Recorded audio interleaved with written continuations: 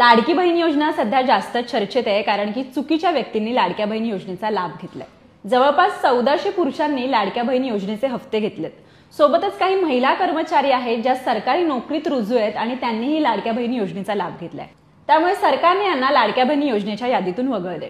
तुम्ही जर लाडक्या बहीण योजनेचे लाभार्थी आहात आणि तुम्हाला ही यादी तपासून पाहिजे की आपलं नाव या लाडक्या बहीण योजनेत अजूनही आहे का, तर हा व्हिडिओ तुमच्यासाठी आहे. काही महिलांनी सरकारी नोकरीत असूनही लाभ घेतलाय, तर काहींनी आपलं उत्पन्नही लपवले. त्यामुळे सरकारने ITR आणि इतर माहिती तपासून अशा महिलांची नावं यादीतून हटवले. यामुळे झालं असं की काही प्रामाणिक महिलांची ही नावं या यादीतून वगळली गेली.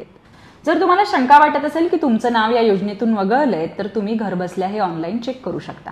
त्यासाठी खालील स्टेप्स फॉलो करा. योजनेची अधिकृत वेबसाईट ladkibaheen.maharashtra.government.in या लिंकवर जा.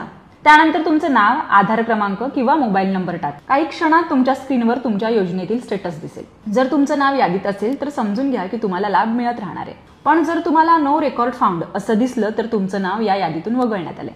तुम्ही सरकारी नोकरीत नसाल, ITR भरत नसाल, तरीही तुमचं नाव जर यादीतून वगळण्यात आलं असेल तर तुम्ही घाबरू नका. तुम्ही जवळच्या लोकसेवा केंद्रात जाऊन, ग्रामपंचायत कार्यालयात जाऊन तक्रार दाखल करू शकता.